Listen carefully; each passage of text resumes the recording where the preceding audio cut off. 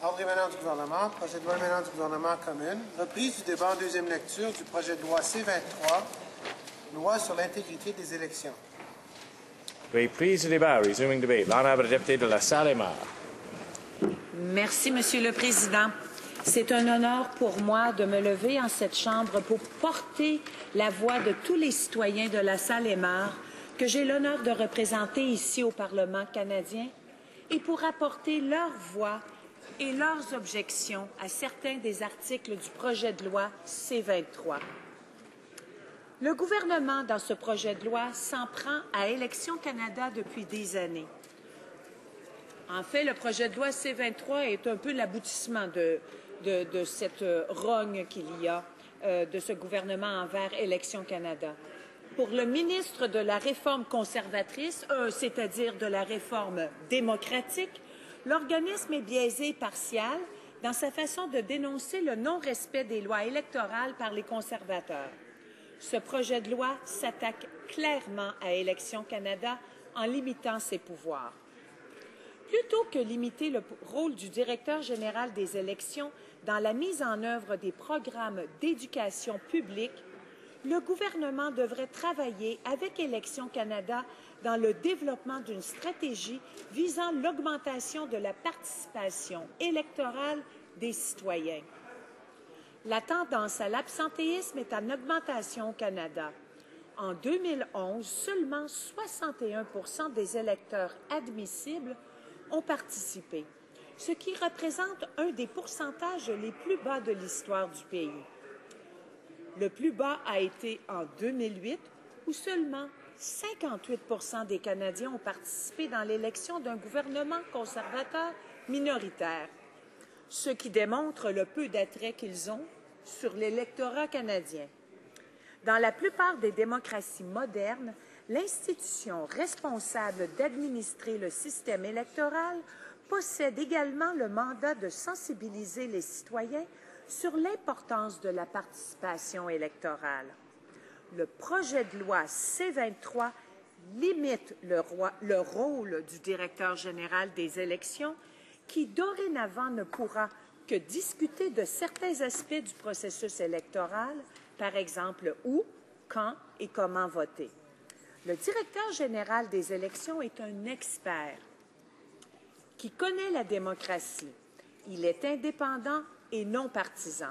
Et avec son équipe, sont à même à élaborer des campagnes pour encourager la participation aux élections. Et c'est dans cet esprit que j'aimerais annoncer maintenant que je vais partager mon temps avec le député de Dartmouth, Cole Harbour. Merci, Monsieur le Président. Alors, je continue. Le directeur général des élections fait un excellent travail dans la sensibilisation et l'éducation qui est essentielle pour le bon fonctionnement de notre démocratie participative.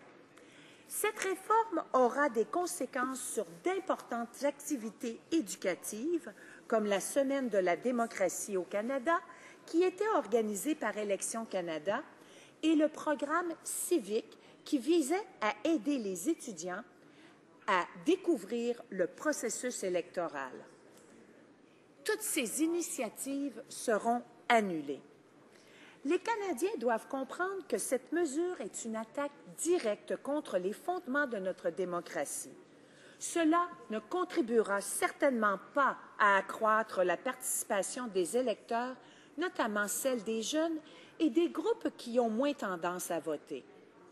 Fortunately, the media and the society at large are condemning this attack on our institutions. Allow me to quote an article published in the Globe and Mail that starts with this, and I quote, "The Conservative government is stripping Elections Canada of its authority to encourage Canadians to vote in federal ballot," end of quote. And the Montreal Gazette qualified this measure as decisively self-serving for the Conservative government.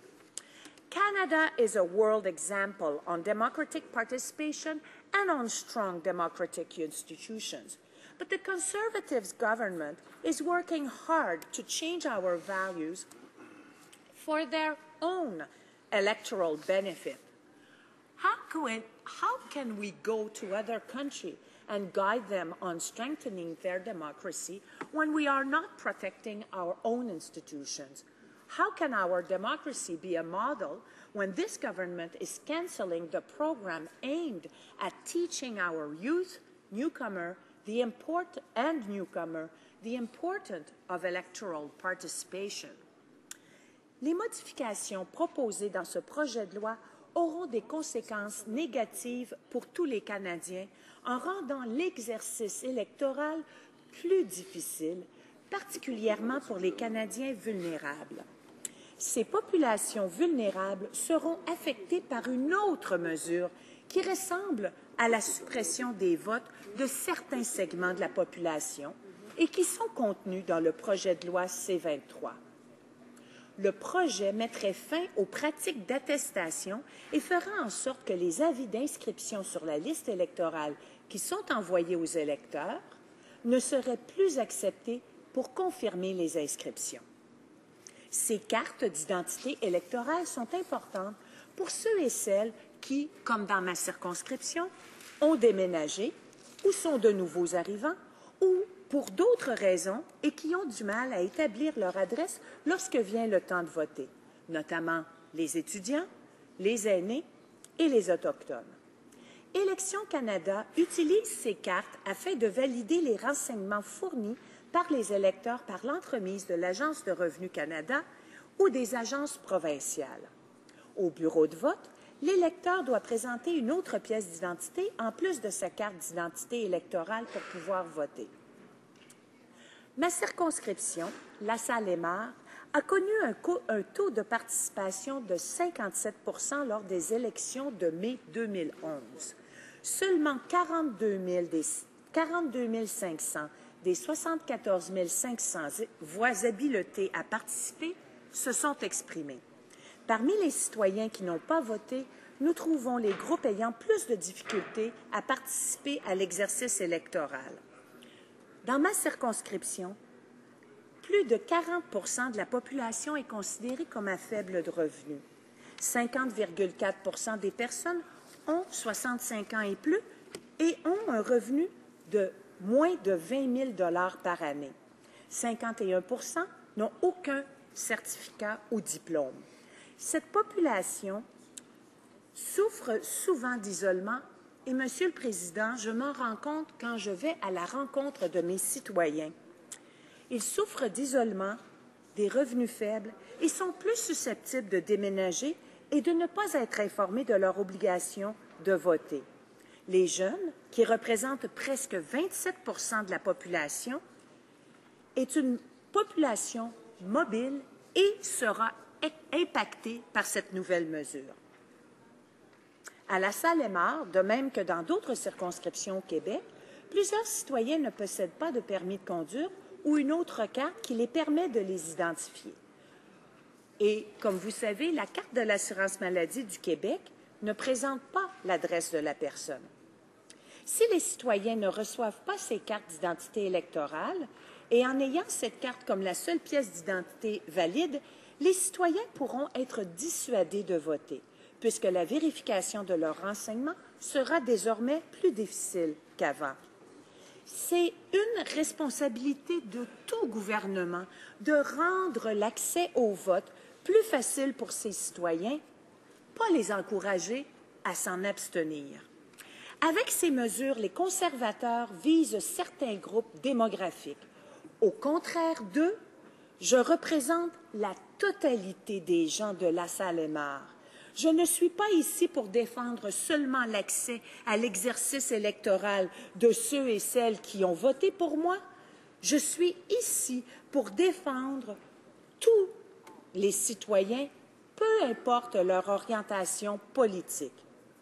Nous sommes élus pour représenter l'ensemble de nos populations et non pour promouvoir de mesures pour limiter la participation des citoyens qui s'opposent tels que le font les conservateurs.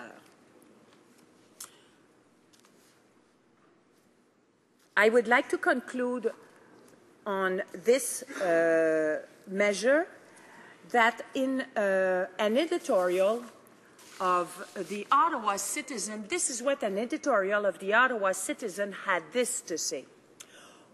One might have thought that when the Conservative government finally got around to reforming election law, it would be to try to prevent the kind of voter suppression and electoral fraud Canada saw in the 2011 election. But when they say they would make it harder to break the rules, it seems they were talking about cracking down on homeless voters, not party bagmen.